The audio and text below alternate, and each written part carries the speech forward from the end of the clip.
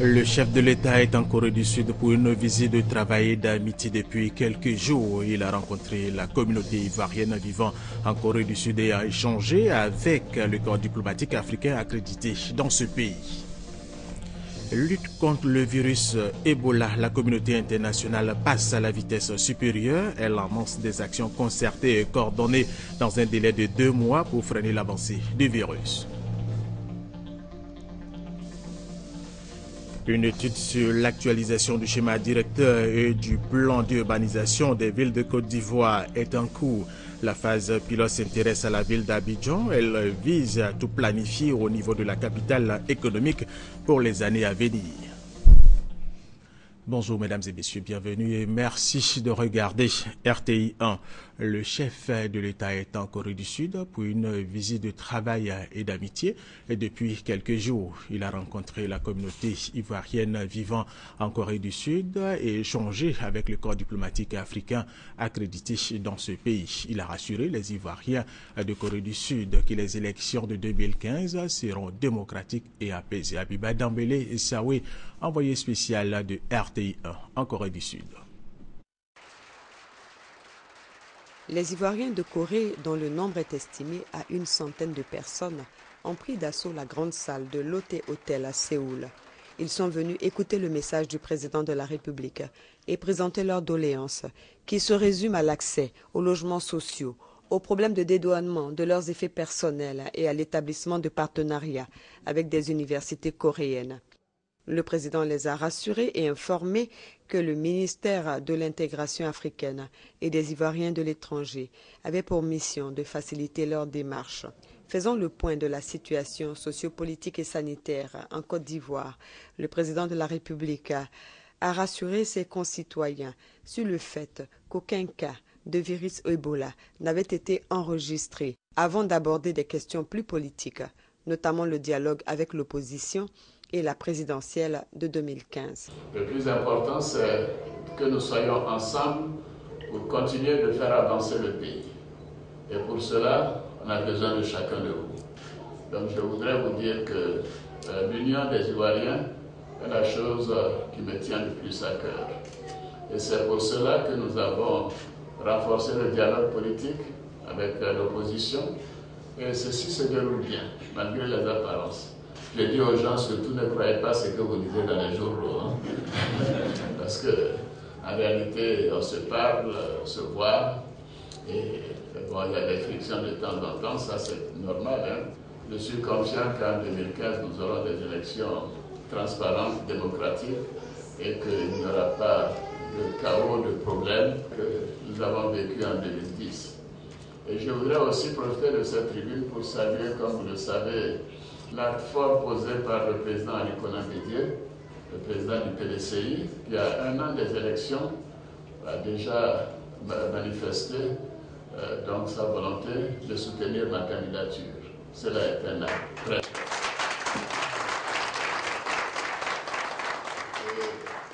Nous considérons que c'est une étape qui nous permettra de continuer notre travail sans interruption.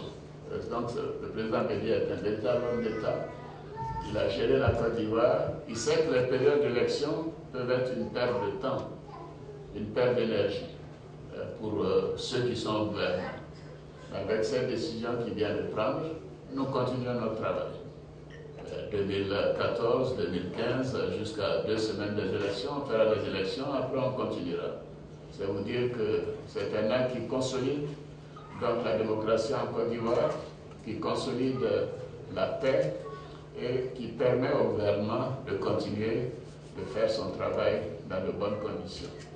Alors, je voudrais profiter de cette tribune pour saluer encore ce geste et dire que bien évidemment tous les partis du RHDP devront se rencontrer pour donc formaliser ce soutien à ma candidature. Et je suis aussi confiant que d'autres partis seront aux élections, que ce soit donc les partis habituels. Je ne voudrais pas citer de nom parce que je ne veux pas avoir de problème. Je crois que tous les partis viendront parce que c'est ça la démocratie. Si on refuse d'aller aux élections, En réalité, à terme, on n'existe plus. Parce qu'il faut que le peuple se prononce sur des personnes qui veulent avoir l'onction du peuple. Si on ne se présente pas, on se fait oublier. Le chef de l'État a informé les Ivoiriens de Corée des excellentes relations et la grande amitié qui lie la Côte d'Ivoire à la Corée depuis 1961. Il a enfin demandé à la communauté ivoirienne de demeurer unie pour participer au développement de la Côte d'Ivoire. Un échange de présents a eu lieu. Le président a fait un don en espèces de 20 000 $ et le président des Ivoiriens de Corée a offert un cadeau au chef de l'État. Avec le corps diplomatique accrédité en Corée, le président Alassane Ouattara a expliqué les avancées notables enregistrées par la Côte d'Ivoire sur le plan économique et politique. Il a affirmé que la Côte d'Ivoire est maintenant en paix. Le chef de l'État a là encore évoqué l'épidémie à fièvre Ebola qui sévit dans 4 pays de l'Afrique de l'Ouest. Il a salué la solidarité des pays africains et annoncé que la Côte d'Ivoire a apporté une contribution de 1 million de $, soit 500 millions de francs CFA, à la CEDEAO pour lutter contre cette maladie. Les diplomates africains ont traduit au président de la République leur remerciement pour son engagement et ses efforts pour le rayonnement de l'Afrique, notamment à travers cette visite officielle en Corée. Le président de la République, Alassane Ouattara, a aussi visité hier jeudi le palais royal de Gyeongbokgung situé dans le nord de la ville de Séoul. Au terme de cette visite, le chef de l'État a quitté Séoul pour Paris. Il s'est ouvert ce vendredi à Washington l'Assemblée annuelle FMI Banque mondiale. Le Premier ministre Daniel Kablan-Duncan participe aux travaux. L'Assemblée annuelle rassemble chaque année des gouverneurs des banques centrales, des ministres responsables des finances et du développement, des cadres du secteur privé, des représentants de la société civile, ainsi que des universitaires pour débattre de questions d'intérêt planétaire telles que les perspectives économiques mondiales, la stabilité financière dans le monde, la lutte contre la pauvreté, le développement économique et l'efficacité de l'aide. Place à l'action dans la lutte contre le virus Ebola, nous vous le disions dans nos titres. La communauté internationale passe à la vitesse supérieure. Elle annonce des actions concertées et coordonnées dans un délai de 2 mois pour freiner l'avancée du virus Ebola. Hier jeudi, veille de l'ouverture des assemblées annuelles Fonds monétaire international à la Banque mondiale, la crise Ebola était au menu d'un petit déjeuner de haut niveau. Sylvie Touré. Washington DC, siège de la Banque mondiale. L'institution abrite ce vendredi ses assemblées annuelles, mais avant d'évaluer la santé de l'économie mondiale, les experts planchent sur Ebola. Une crise sanitaire aux conséquences économiques certaines, chiffrée à plus de 32 milliards de $, soit 16 000 milliards de francs CFA, si rien n'est fait pour stopper l'avancée du virus avant 2015. Jim Kim, patron de la Banque mondiale, Christine Lagarde du FMI et bien d'autres voix qui comptent dans le monde l'ont dit presque en chœur. Il faut faire vite. Les pays frappés par l'épidémie, eux, appellent à l'action car l'heure n'est plus au discours. Tout le monde reconnaît que si la mobilisation avait eu lieu plus tôt, on ne parlerait plus d'Ebola. Deuxièmement, il est important que ce ne soit pas seulement des annonces, mais que les choses soient très concrètes, c'est-à-dire que les choses arrivent tout de suite sur le terrain. Bon, c'est bien de faire des promesses, mais il faut qu'on passe des promesses à la réalité. Des promesses d'engagement, il y en a eu. Et la Côte d'Ivoire ne saurait rester en marge de cette mobilisation internationale, a dit le Premier ministre Daniel Kablan-Duncan à ce petit déjeuner de haut niveau sur Ebola. Indiqué donc au niveau de la Côte d'Ivoire ce que le président de la République a décidé donc de faire, notamment à savoir donc l'ouverture donc des couloirs humanitaires, l'ouverture des vols aériens donc à la mi-octobre, et aussi donc le maintien donc l'ouverture en matière donc maritime et donc l'utilisation donc l'aéroport donc d'Abidjan et de Bouaké par notamment les États-Unis et les autres pays développés pour aider donc les pays de la sous-région. Des actions concertées et coordonnées sont à venir, car $1 dépensé aujourd'hui équivaudrait à $20 dans 2 mois. La communauté internationale se donne donc 60 jours pour intensifier la lutte contre le tueur mystérieux.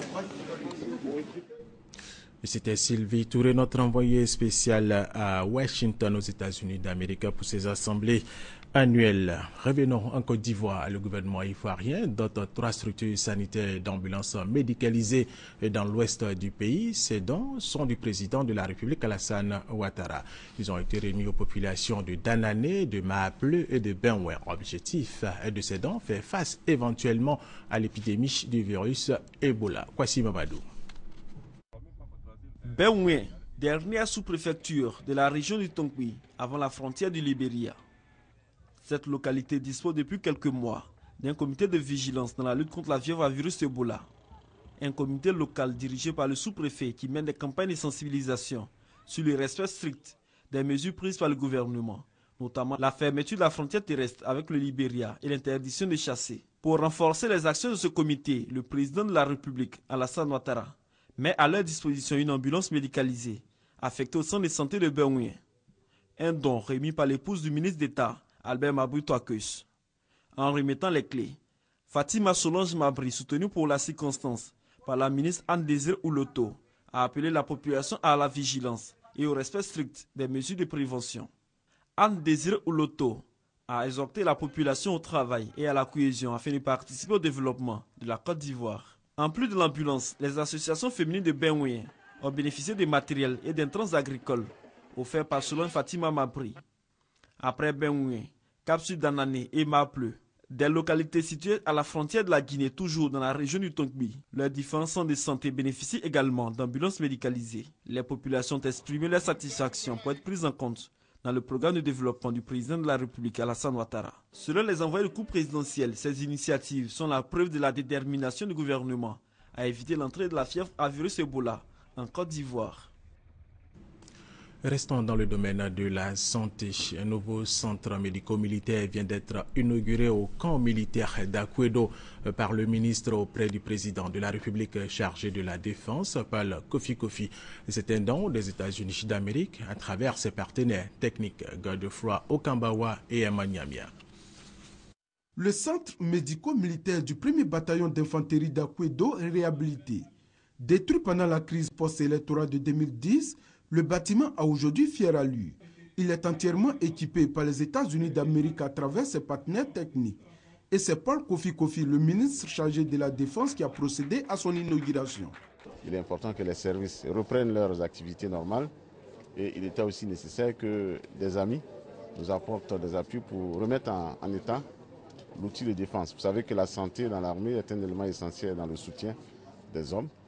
D'autant plus qu'ici, ça va accueillir des personnes atteintes ou suspectées de VIH-Sida, mais aussi, comme on a dit, ça va aider aussi la communauté dans la localité pour pouvoir, n'est-ce pas, appuyer les personnes en cet état. C'est un honneur pour le gouvernement des États-Unis de collaborer avec le gouvernement de Côte d'Ivoire dans les efforts visant à améliorer l'accès au diagnostic du VIH. Ce travail a été possible en partie grâce à l'engagement professionnel et actif de FHI 360, une ONG américaine ayant des bureaux en Côte d'Ivoire. Le centre médico-militaire est composé essentiellement d'une salle de préparation et de stérilisation, d'un laboratoire d'hématologie, biochimie et microbiologie.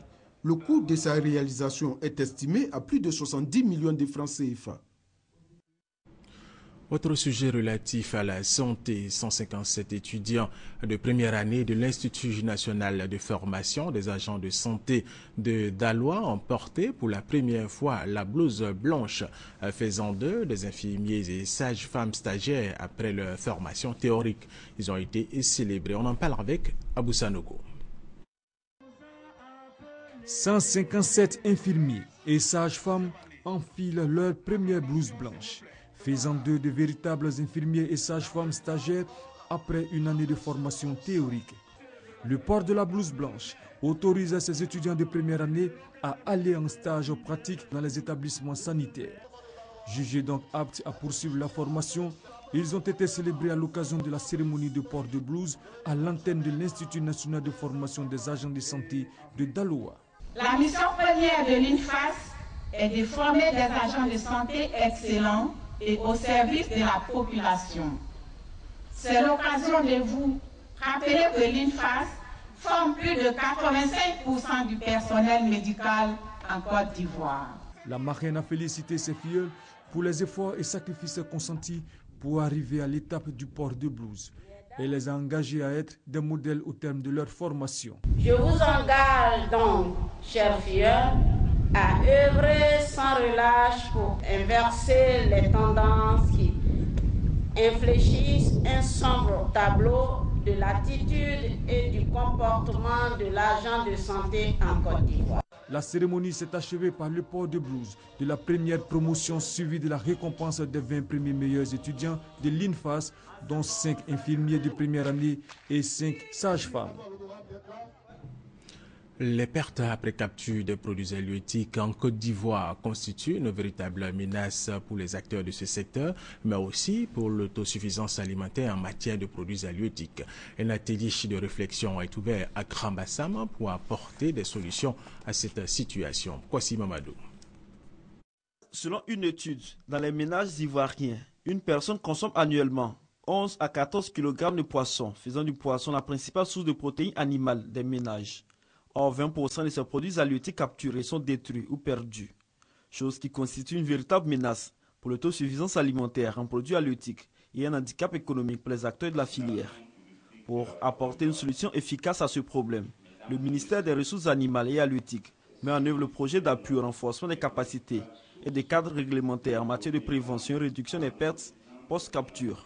Les pertes après capture dans la filière halieutique constitue un problème préoccupant dans l'approvisionnement de nos populations en produits halieutiques. Parmi les causes majeures de ces pertes, l'on peut citer, sans être exhaustif, les insuffisances financières et structurelles dans les techniques de capture et dans les infrastructures de transformation, de stockage et de transport des produits. Pendant 3 jours, 60 personnes de l'administration, des collectivités territoriales, du secteur privé et de la société civile seront sensibilisées, informées et formées sur les techniques à éviter les pertes post-capture des produits halieutiques. Ces personnes seront à leur tour des relais.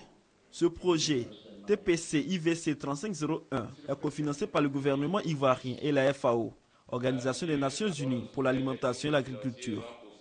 Selon son représentant résident en Côte d'Ivoire, Germain Da Silva a réaffirmé la volonté de son institution à accompagner la Côte d'Ivoire pour l'autosuffisance alimentaire, mais aussi pour un meilleur encadrement des acteurs du secteur des ressources halieutiques.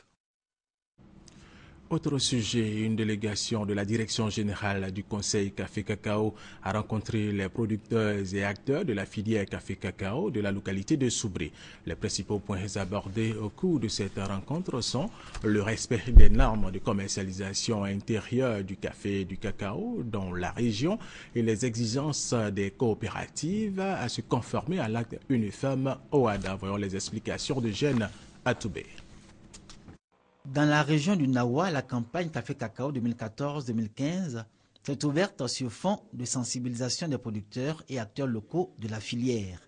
Au nom de la directrice générale du Conseil Café-Cacao, Silvio Boloba a exhorté les producteurs à plus d'efforts et d'engagement dans la quête de la qualité et du respect des normes de commercialisation. Le gouvernement ivoirien a choisi la stabilisation et cette année, le prix qui a été fixé bord champ est de 850 francs le kilogramme. Aucun acteur ne doit se détourner de ce prix. Il faut qu'il soit respecté non seulement par ceux qui vendent le produit, mais ceux qui achètent également le produit. La région du Nawa, au regard du bilan de la campagne 2013-2014, présenté par la direction régionale du Conseil Café-Cacao de Soubré, fait figure de bon élève au plan de la production et de la commercialisation du cacao en Côte d'Ivoire. La région a fourni 18,36% des 321 000 tonnes de fèves de cacao produits par l'ensemble des régions cacaoyères, dont 206 000 tonnes pour le seul département de Soubré. Un bémol toutefois, Siloué Seydou, de la direction régionale du Conseil Café-Cacao de Soubré, relève que seulement 74 coopératives sur un total de 233 identifiées dans la région du Nawa se sont mises en conformité avec l'acte uniforme OHADA. Il n'empêche, les producteurs continuent de donner satisfaction comme cet homme. Marcelin Atombré, félicité par le préfet de la région du Nawa, Ali Kwadio, Atungwe Marcelin a obtenu le prix du meilleur producteur de cette région pour ses performances lors de la campagne 2013-2014. Le Forum africain pour le développement se tient aujourd'hui et demain à Marrakech au Maroc. Économistes, financiers et experts en développement vont asseoir une stratégie de mobilisation de fonds pour faire face aux défis de développement du continent africain. Adama Kone. 100 000 milliards de francs CFA, c'est la facture annuelle pour parvenir à un développement durable de l'Afrique. Dans cette enveloppe, les seuls besoins en infrastructure s'élèvent à 45 000 milliards de francs CFA. Alors question, comment mobiliser les fonds pour transformer en réalité quotidienne, à l'échelle des ménages donc, les performances réalisées par le continent, avec une croissance de plus de 5% par an? C'est la question que la Commission économique pour l'Afrique, CEA, se posera durant 2 jours, les 10 et 11 octobre 2014, dans le cadre du Forum africain pour le développement, à Marrakech au Maroc. Parmi les chefs d'État appelés à livrer leurs réflexions sur les questions de mobilisation des ressources, de nouvelles formes de partenariat et de financement du climat, le président ivoirien Alassane Ouattara. En attendant les conclusions du forum, les économistes estiment que la diaspora africaine pourrait jouer un rôle important dans le transfert des fonds. La Banque mondiale évaluant les envois de fonds de cette diaspora à 20 000 milliards de francs CFA en 2012. Et les prévisions annoncent 100 000 milliards de francs CFA au cours de la prochaine décennie. C'est la première fois que la Commission économique pour l'Afrique tient son forum hors d'Addis Abeba, en Éthiopie. Et c'est le 9e du genre. Rendons-nous maintenant à Niablé où le centre des impôts a été inauguré. C'était en présence de notre reporter Douadé Lazer. Germain Kadier est propriétaire d'une maison à Niablé. Pour s'acquitter de ses frais d'impôt foncier, il parcourt 28 km, la distance de Niablé à Abengourou, chef-lieu de département qui abrite la direction régionale des impôts. Une épreuve difficile qui dure depuis des années. On va à Bangourou payer impôt là-bas. Maintenant, comme les gens d'impôt qui sont venus ici, là, on paye ici. Ça nous arrange. Les planteurs, ils n'ont pas de l'argent. S'ils font moins cher, tout le monde va payer impôt. La ville de Niablé dispose désormais d'un centre des impôts flambant neuf, bâti sur 2000 m².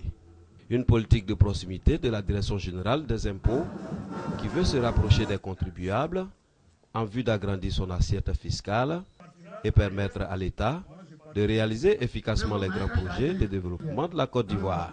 Avec la décentralisation telle que nous l'avons poussée, c'est entre 3 et 5 milliards par mois que nous mobilisons par rapport à nos services décentralisés. Ça fait à peu près 60 à 70 milliards dans l'année par rapport à 10 milliards à l'époque. Donc cette politique de décentralisation a fait ses preuves et nous allons continuer. L'initiative est saluée par les autorités politiques de Niablé qui entendent sensibiliser les populations à participer au développement de leur localité en payant leurs impôts. Ce centre va nous permettre d'augmenter nos ressources et de permettre donc à la population d'aspirer à tout ce qu'elle attend comme développement au niveau du conseil municipal. Donc c'est une fierté pour nous. Tout le monde veut des universités, tout le monde veut des hôpitaux, mais si l'assiette des impôts n'est pas élargie, le développement ne sera pas au rendez-vous. Je suis heureux de voir que la population de Niablé est mobilisée pour venir payer ses impôts. La commune de Niablé a fait une recette fiscale de plus de 27 millions de francs CFA de janvier à octobre 2014. Un chiffre qui peut s'accroître d'ici fin d'année. Au titre de l'année 2014, l'État a alloué environ 4 milliards de francs CFA pour la gestion du calendrier des missions hors de la Côte d'Ivoire pour l'ensemble des ministères. Pour les établissements publics nationaux, ce budget avoisine les 2 milliards de francs CFA. Le bilan d'exécution de ces montants a été fait par le ministère auprès du Premier ministre chargé du budget, Guiroje Nguessan, Adama Kone. Au 30 septembre 2014, les ministères ont dépensé près de 3 milliards de francs CFA sur les 4 alloués aux conférences et missions hors de la Côte d'Ivoire, soit un taux d'absorption de 74%. Quant aux établissements publics nationaux, ils n'ont utilisé que 10% des 2 milliards de francs CFA qui leur sont affectés. L'exécution de ce budget fait l'objet d'évaluations dans le cadre d'un atelier bilan. Les objectifs du ministère en charge du budget sont la maîtrise des dépenses liées aux missions et l'amélioration des conditions de voyage des fonctionnaires et agents de l'État. Pour que cette allocation des crédits budgétaires soit faite de façon optimale, il faut faire la juste dépense pour atteindre des objectifs vraiment qu'on peut mesurer de temps à autre. Il n'est plus question de faire des missions juste pour aller en mission. Et les missions doivent rapporter quelque chose à l'État. L'ensemble des acteurs impliqués dans l'organisation et la gestion du calendrier des conférences et missions se donnent 2 jours pour réviser les procédures d'exécution des dépenses pour conférences et missions. Les travaux déboucheront sur le cadrage budgétaire 2015. Des journalistes ont été formés sur les notions d'élaboration, d'exécution, de suivi et d'évaluation du budget de l'État. Ils disent être désormais bien outillés pour informer l'opinion publique sur les questions liées au budget. Guiroje Nguessan, Kraskando.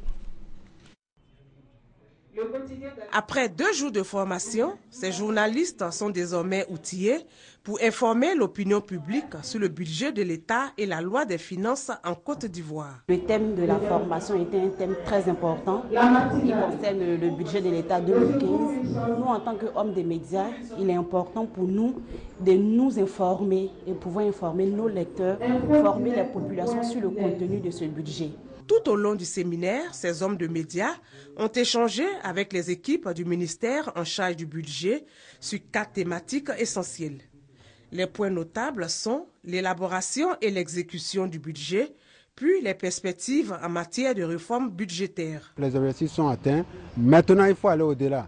Faire en sorte que dans toutes les rédactions, qu'elles soient de la presse écrite, de la presse en ligne, de l'audiovisuel, qu'il y ait des spécialistes sur des questions budgétaires, de sorte que la presse ivoirienne traite avec un peu plus de professionnalisme les questions liées au budget.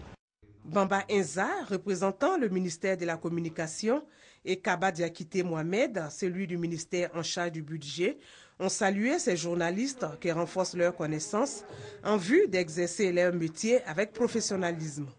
L'Organisation des journalistes professionnels de Côte d'Ivoire, OJPCI, envisage d'autres formations.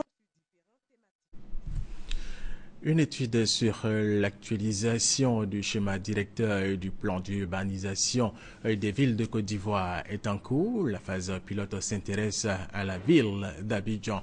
Elle vise à planifier, à penser la capitale économique pour les années à venir. Sidonie Davila. Une ville se planifie et l'outil premier à partir duquel on fixe les grandes orientations, c'est le schéma directeur. De ce schéma découlent d'autres études telles les plans de détail ou plans d'urbanisme. Avec l'actualisation du schéma directeur et du plan d'urbanisme qui sont en cours, la ville d'Abidjan connaîtra une nouvelle allure dans les années à venir. Pour Mamadou Sanogo, ministre de la Construction, du Logement, de l'Assainissement et de l'Urbanisme, un pays émergent se pense et se planifie avec une vision. C'est vraiment indispensable. Si un pays se veut d'être émergent, il se doit de réaliser des études de schéma directeur et de plans d'urbanisme directeur. Ce sont des documents de planification urbaine. Pour réaliser votre maison, vous faites un plan. Donc, pour réaliser une ville, il faut un plan. Et si le plan est bien pensé, en général, les questions de mobilité, la qualité de vie en dépendent.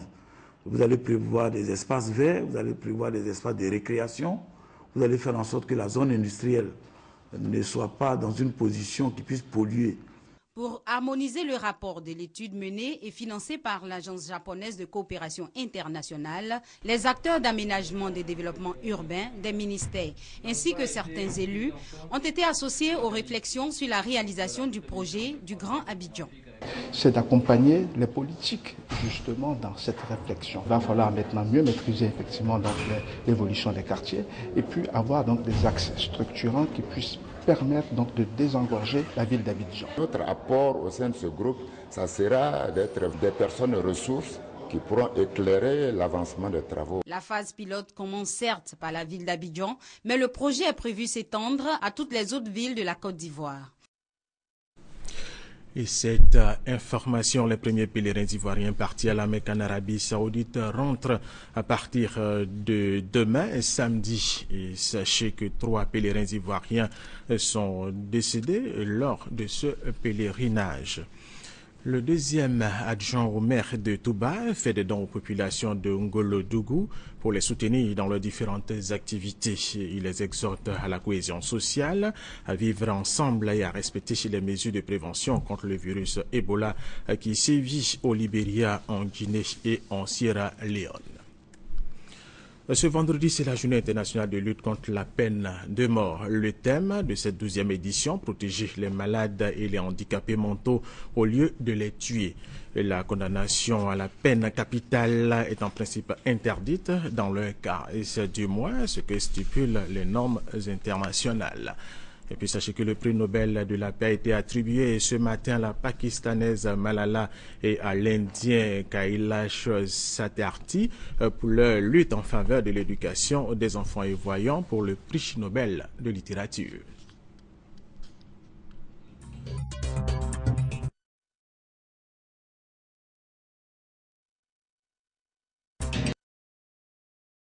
Et nous allons terminer sur cette information. Je vous disais, le prix Nobel de la paix a été attribué ce matin à la Pakistanaise Malala et à l'Indien Kailash